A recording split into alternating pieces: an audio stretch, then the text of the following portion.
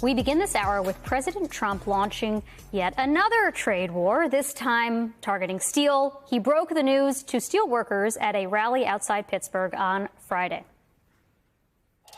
We are going to be imposing a 25% increase. We're going to bring it from 25% to 50%, the tariffs on steel into the United States of America. So we're bringing it up from 25%. We're doubling it to 50%. The president then praised the potential merger between U.S. Steel and Japan-based Nippon Steel, promising the deal would increase steel production, though he previously had opposed that very same merger. The president also took aim at China for violating a 2-week truce on tariffs, writing on Truth Social, quote, "The bad news is that China, perhaps not surprisingly to some, has totally violated its agreement with us." That's all caps, so I'm shouting it. So much for being Mr. Nice Guy. For now, Trump's tariffs are back on after a federal appeals court temporarily paused a ruling that would have halted them.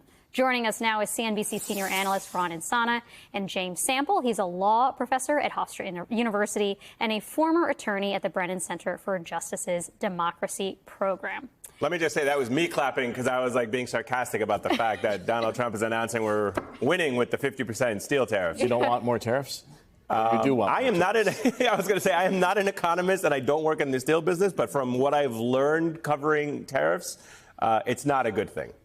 No, and it's not a good thing for auto workers. It's not a good thing for relations with Canada, with the European Union, with which we are currently trying to negotiate a trade deal. So it affects them, it affects Canada, it affects the auto industry.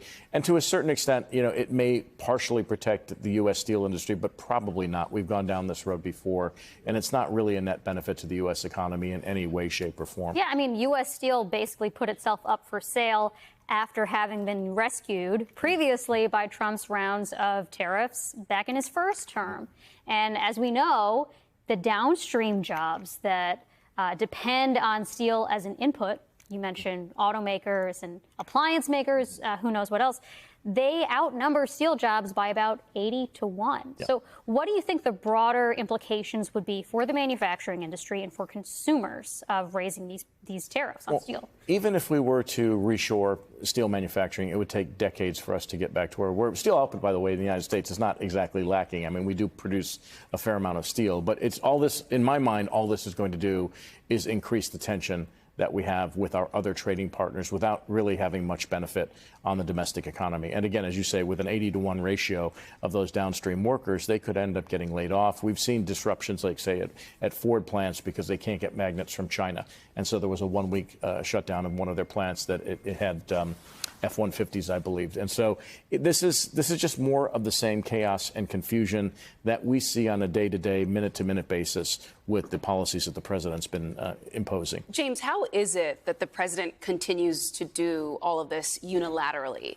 What kind of power is Congress supposed to have here? And why does it seem they've just completely given it away?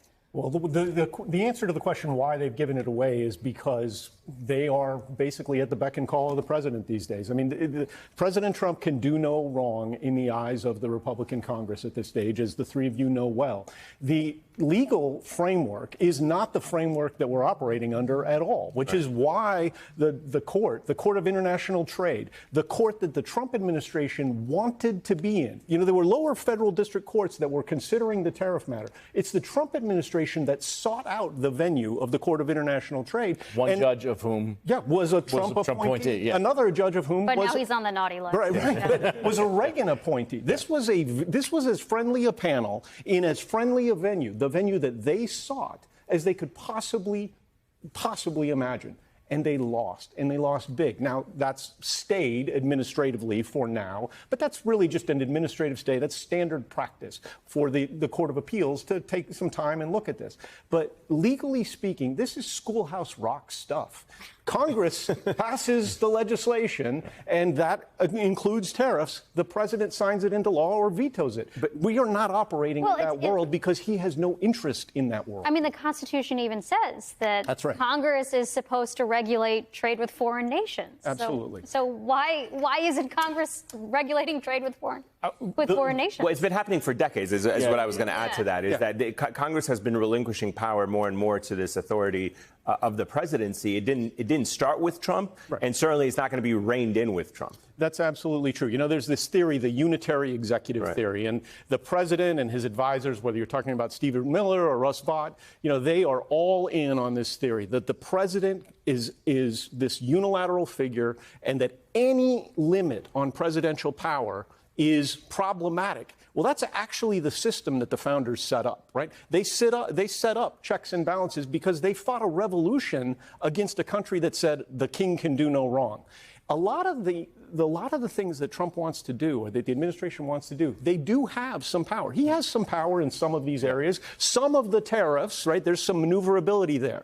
But what he doesn't have is the power to do things as quickly as he wants to do them without any input from any other branch. And so then he claims that it's, you know, a judicial coup when the judiciary has the audacity to press the pause button. Ron, you mentioned earlier, you know, how this could possibly impact our negotiations with other countries like the EU. What do you think is likely going to happen here? How are they going to respond? Well, they've already prepared a list of potential tariffs themselves and retaliatory tariffs against the United States if indeed this affects them adversely. We had the breakdown in talks with China now, although we never really had a deal with China. We had a pause, which is really more accurate description of what's going on between these two countries. And so in every case that we see, this particular now slightly more aggressive move is going to have it's going to slow down talks between the United States and the European Union. It's going to affect our conversations with Canada, from which we get a fair amount of steel, and it may affect other country conversations as well. And so, you know, we've been promised 20 deals over the course of the last couple of weeks, and we've seen 0. I thought it was 200. Well, 200 total out of the 195 countries in the world. I thought it was 90 deals, 90 days. Yeah, no? and so it just complicates matters worse. And we'll see with respect to the financial markets tomorrow night when the futures open on a Sunday evening whether or not there'll be any response to the increase in steel tariffs and then some of the other conversations that we've heard. Can I just play for you what Peter Navarro said about this decision that came out of the court? Take a listen. Obviously, the trade advisor, Peter Navarro. Look, the tariffs remain in place. The court told us, they didn't all but tell us, they told us, go do it another way. So you can assume that even if we lose, we will do it another way. And I can assure the American people that the Trump tariff agenda is alive, well, healthy, and will be implemented to protect you.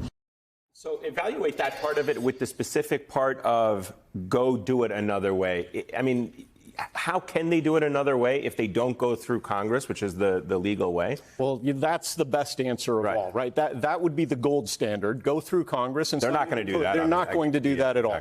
There are some areas. There are some specific targeted areas where they have statutory authority that has been granted already by Congress to the executive to sort of do what you might call nip and tuck tariffs, as opposed to this broad, sweeping every country. And we've had trade deficits for 49 straight years. That's not an emergency, which is why the Court of International Trade said you can't use this statute that is designed for wartime-like scenarios, like true full-scale emergencies, to do something that is basically addressing a situation that is a de rigueur circumstance. That's to be fair, the section of the law that the Court of International Trade referred the administration to is one that has never been used. I had to look it up. I've been covering trade for a really long time, and I was like, what is this 122 thing? So it's never been used. It's never been tested by the court. So it's not even clear that's a super viable, or at least legally bulletproof avenue. No, but he does, as James said, he has other avenues that are on the books in which he could launch investigations, which is a prerequisite for any tariffs to be imposed. And even if he used some of the other tools available to him, the tariffs can only be imposed for a maximum of 150 days. So there are a lot of these, kind of very, what we would consider off the books uses for tariff imposition. I mean, and when you talk about the actions against Harvard, one of the things that the White House should do is revoke Peter Navarro's degree in economics from Harvard. But I don't think that's going to happen in this administration. You can say it. This is a safe space, Ron. You can say it.